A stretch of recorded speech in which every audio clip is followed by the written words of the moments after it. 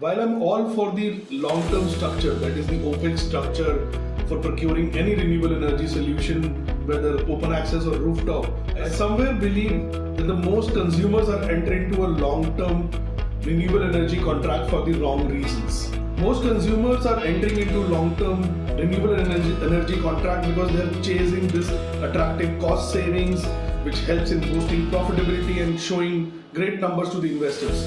The reality is this: don't enter into a long-term contract just to save cost or boost profitability for the short-term period, but do it after evaluating the long-term risk associated with this contract.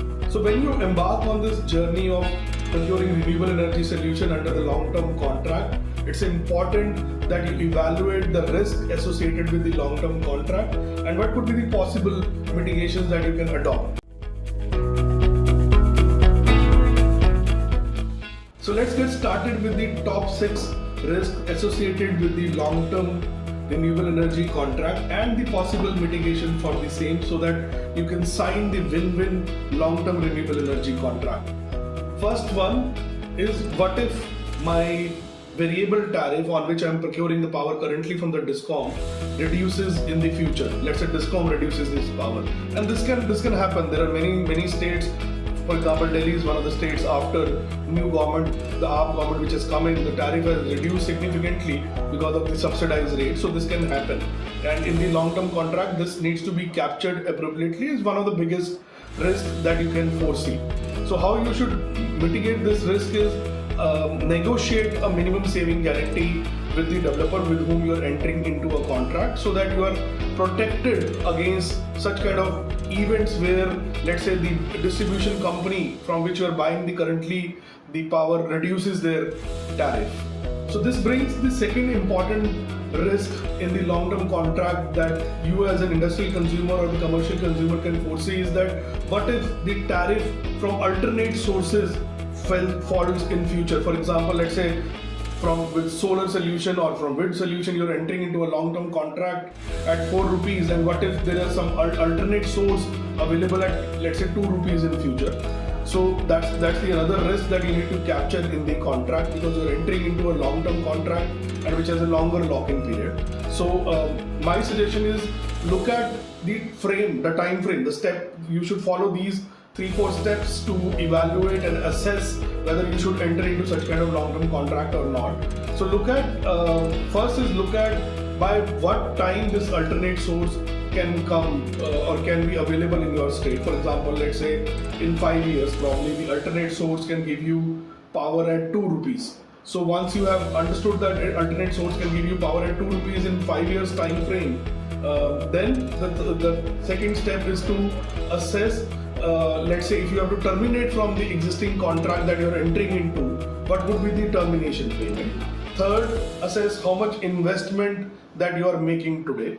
And after doing the assessment, run the cash flow or the IRR calculation only for the 5-year time frame, wherein your initial outflow is the investment that you are making.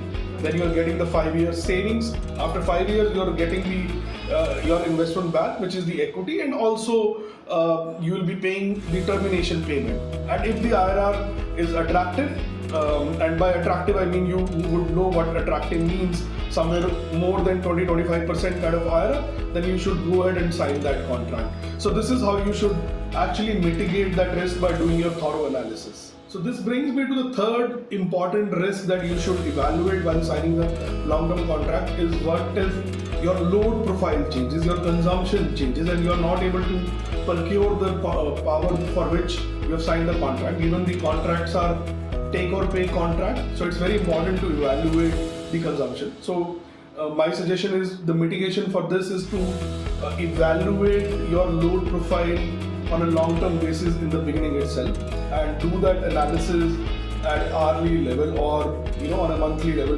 depending on the banking facility available in your state, and then forecast that consumption for the foreseeable future, whatever you can see. Then after this, bringing that probability scenario or of conservatism, wherein you put some percentage of conservative, like you will go for, let's say, 50% of the capacity that you are currently procuring from grid, and sign the contract for the, let's say, the conservative capacity. So this will help you mitigate this risk of signing the long-term contract. Fourth important risk that you should evaluate while signing the long-term contract is, given these are renewable energy sources contract, and what happens if tomorrow the renewable energy source, whether sun, wind, is not able to generate or not able to give the consumption for which you have signed up for. So because these are like dependent upon nature, dependent upon these are renewable energy sources, so it is very important to forecast the generation profile. So one of the important way to mitigate is that since you are entering into a long-term contract with the developer, and developer is in the business of generating power from this renewable energy sources, so negotiate for the assured generation clause in the contract, wherein generator will give you assured guarantee of certain percentage in the contract in which so that you get that assured power, and if they are not able to give you that assured power, they will pay you the liquidated damages for the loss and savings for that against that. So this is the this is how you can mitigate this concern of non-availability of renewable energy sources, or mitigating the impact of likely generation impact in the renewable energy sources. Fifth, most talked about and most important hurdle that becomes for industrial commercial consumers to sign a long-term contract is, they say, what if my business shut down? And this can happen, right? I mean, some businesses have longevity, some businesses do not have longevity, so there could be a possible scenario that business might have to shut down in that particular state or otherwise as well. So in that that could be one of the concerns. So my suggestion or the mitigation for that is negotiate such kind of scenarios in your contract itself under the term called as termination under business exigency kind of scenarios. And I'm sure when there's such kind of scenarios likely to exist, you will have that inclination, or you will have understanding of that scenario happening probably 15-18 months before your business actually shut down. So negotiate for that notice period kind of clause in the long-term contract. So before I get into the sixth important risk that you need to evaluate before signing the long-term contract for the renewable energy solution, I just want to quickly summarize the 5 key risks that I've talked about. One, what if the DISCOM tariff falls down? Negotiate for minimum saving guarantee. Second, what if the solar tariff that you are signing up for and there is an alternate source available after a certain period of time, which is, let's say, at a 50%, 40% cheaper than that, then budget for that and calculate your IRR. Third, what if the capacity that I'm signing up for or the consumption that I'm signing up for, I'm not able to procure that consumption in future. So do that capacity assessment thoroughly in the beginning itself.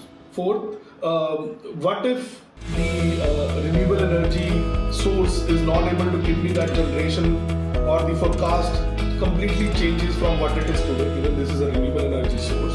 So negotiate for assured generation with the developer. Fifth, what if my business completely shuts down because of any kind of exigency? So the mitigation for that is negotiate for business exigency clause. So this brings me to the sixth important risk associated with the long-term contract is, what if my business needs to be shifted, whether within the state or outside the state. Let's say if you are in the state of Uttar Pradesh and if your business is shifting within Uttar Pradesh or outside Uttar Pradesh. So in both of the scenarios, if it is within the state, it is under the regulation, it is permissible to shift your open access connection from one location to the another location because it falls under the same state policy. But there may be a breakout charges of the open access breakout charges from shifting from one location to another location. So you need to evaluate what are the charges if you are shifting from one location to another location. And if you are entering into a long-term contract with the developer, budget or keep this flexibility in the contract. And if it is outside state, which means you are shutting down from one state and moving to another state, then the open access shifting is not possible because there will be another state regulation which will be applicable. So in this case, you may possibly need to terminate the contract with the existing developer and get into a new contract in that state where you are moving to. So this sums up the top 6 risks associated with the long-term renewable energy contract and the possible mitigation for under each of these risks. My suggestion is to whenever you're getting into a long-term renewable energy contract, look at what are the downsides as well, along with the cost saving that it comes up with. I'm a big fan of long-term contract, but you need to evaluate the risk thoroughly and negotiate for the possible mitigations. I hope you found value in this video, and if you want to continue this interaction with me, then I have a special invitation for you to book a one-on-one consultation call with me and my team. This will be a 1-hour call wherein me and my team will understand your risk or your scenarios about procuring the renewable energy solution and can also guide you on the possible mitigation scenarios. So accept this invitation, book a 1-hour consultation call with me. I can assure you that there will be a time investment of 1 hour by you, but you will get value worth thousands and lakhs in this interaction. So looking forward to see you in the meeting, and if you found value in this video, please do like and subscribe to this YouTube channel. I look forward to see you in my next video. Thank you.